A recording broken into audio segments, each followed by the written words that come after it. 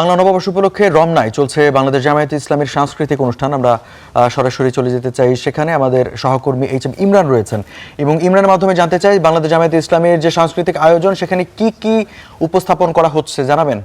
শুভেচ্ছা, শুভ নববর্ষ। আজকে বাঙালি জাতির একটি সাংস্কৃতিক দিন, অর্থাৎ আমেজের দিন। সারা দেশেই কিন্তু এই নববর্ষের উৎসব পালিত হচ্ছে। সেই তারই ধারাবাহিকতায় বাংলাদেশ জামাত ইসলামীর আয়োজন। তারা আজকে এই যে বৈশাখী নবযাত্রা বা শোভাযাত্রা, সেই শোভাযাত্রা র্যালির মাধ্যমে তারা আজকের এই অনুষ্ঠান শুরু করেছে। সেটি জাতীয় প্রেস ক্লাব থেকে সে র্যালিটি শুরু হয়। সেখানে এই রমনার বটমূলে এসে যে বকুলতলা, সেখানে এসে সেই র্যালিটি শেষ হয়। এবং আমরা এখন যেটি দেখছি যে জামাত ইসলামের যে সংগঠন, দেশীয় সাংস্কৃতিক সংসদ, সেই সাংস্কৃতিক সংসদের উদ্যোগে আয়োজিত এই সাংস্কৃতিক যে অনুষ্ঠান সেটি চলছে।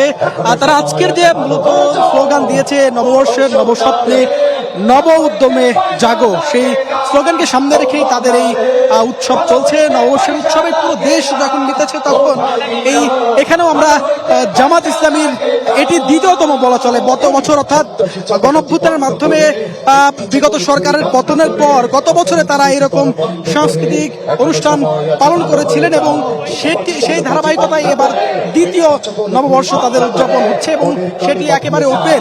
আমরা দেখছি যে রমনার যে বকুলতলা রয়েছে সেখানে তাদের এই আয়োজন চলছে 3টা নাগাদ, অর্থাৎ 3টা পর্যন্ত পুরো দিনব্যাপী তাদের এই আয়োজন চলবে। এখানে তারা বিভিন্ন গান, বিভিন্ন নাটক, মঞ্চ নাটক থেকে শুরু করে বিভিন্ন আয়োজন তারা করছেন। আমরা এই অনুষ্ঠানের কথা যদি বলি, এখানে কিন্তু নারী পুরুষ জাতি ধর্ম নির্বিশেষে সকলে এই জামাতের এই সাংস্কৃতিক অনুষ্ঠানে অংশগ্রহণ করেছেন। এখানে আমরা বিভিন্ন ধর্মের মানুষজনকে দেখতে পেয়েছি, তাদের সঙ্গে কথা বলেছিলাম। তারা বলছিলেন যে জামাত আসলে কিভাবে এই নববর্ষ উদযাপন করে সেটি তারা দেখতে এসেছেন। তারা তাদের যে কৌতূহল, সেই কৌতূহলের জায়গা থেকেও অনেকে এসেছেন। আমরা দেখছি যে জামাতের এই যে বকুলতলা, সেখানে ছোট ছোট বাচ্চারা তারা আলপনায় তাদের মুখে নববর্ষের যে ছবি সেটি এঁকেছেন। পাশাপাশি নারী পুরুষ নির্বিশেষে যে সকলের উৎসবের যে আমেজ সেটিও আমরা দেখতে পাচ্ছি, যেটি মূলত জামাত আসলে অভ্যুত্থানের আগে এইরকম সাংস্কৃতিক অনুষ্ঠান নববর্ষকে ঘিরে কিন্তু করতে পারেনি।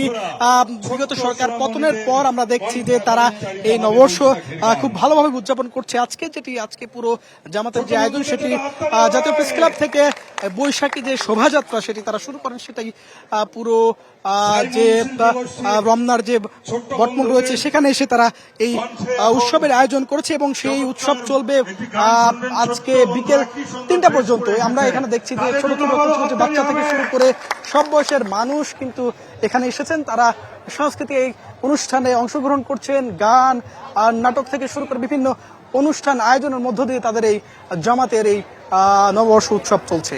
এই ছিল রমনার বকুলতলা থেকে জামাতের সাংস্কৃতিক অনুষ্ঠানের সর্বশেষ। ইমরান, আপনাকে ধন্যবাদ।